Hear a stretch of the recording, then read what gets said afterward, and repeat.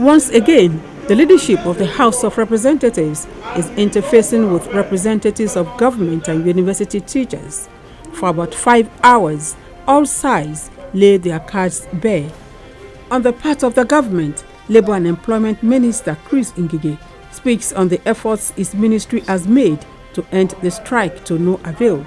And through negotiation, what we call collective bargaining agreement, you will arrive on what is good to be paid to you, subject to the president's approval. He accuses the Asuu president of inciting Nigerians against the ruling party, and the Labour leader fires back. This is how the Minister of Labour misinformed the public. Honorable Minister, this is how you misinform the public. We go and tell lies to the public. You will have an... Government insists it does not have the financial capability to host two payment platforms as the legislators appeal to Asuu to see reason. But Asuu refuses to budge. It describes the suggestion by the legislators as alien to the law governing the university system. Are we really patriotic as a country? We people are we patriotic? You have two options. Option A is developed by your people free for you and your people. Option 2, you are paying billions of naira every year for option 2 to a foreign company. Will it be right to say that the issues that have been identified that have defied solution will be the UTAS problem and the salary to pay? The Speaker finally gives a summary of the position of the House. All litigation must come to an end. Let this be the time. I said this may be the last meeting, because all the issues, as far as we are concerned, we will make our recommendations. We will go and meet Mr. President and interface on your behalf. After several years of deploying kinetic measures to tackle insecurity and violent extremism, the Nigerian government has recognized the need for a broader policy framework. The framework is expected to provide direction and coordination for both kinetic and non-kinetic policies.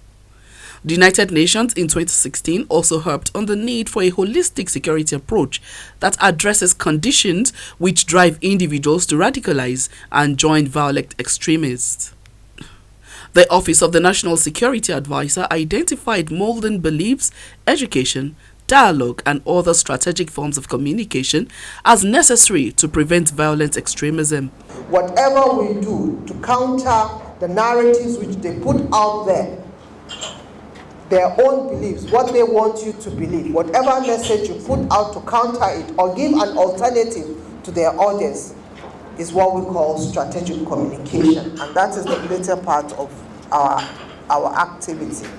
By promoting historical awareness and values of citizenship and civic participation, the education system can help young people resist violent extremism. 2, by developing the critical thinking skills of young people, the education system can make them more resilient to violent extremism. Presidential candidates and their political parties have come to commit to a peaceful conduct in the build-up to next year's big election. The mood here is calm, warm and friendly. This is a sharp contrast to the narrative on social media and the public space.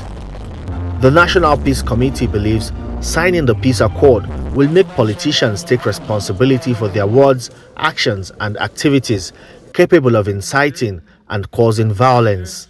Issues of major concern that have the potential to negatively impact on the integrity are emerging.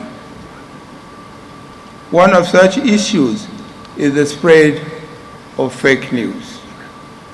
Thus, fake news and misinformation continue to pose a significant threat to 2023 general elections. I'm told already the fake news have also declared the winner so far, even before the election. But I think we derive inspiration from Kenya, and we commend them because they ran the most peaceful, most transparent, and most acceptable elections. And their institutions were able to see through that process. We hope, therefore, that the lesson we can learn from them is that these 2023 elections, despite the anxieties and the fears, that by the grace of God, the elections will be free, fair, and credible. The efforts of the Peace Committee will enhance the work of the Independent National Electoral Commission and other relevant stakeholders. INEC sees this as a strategic partnership towards improving the electioneering process. The chairman of the commission says this time there will be sanctions on candidates and political parties that flout the country's electoral law, and the commission will strictly monitor compliance with the campaign spending limit.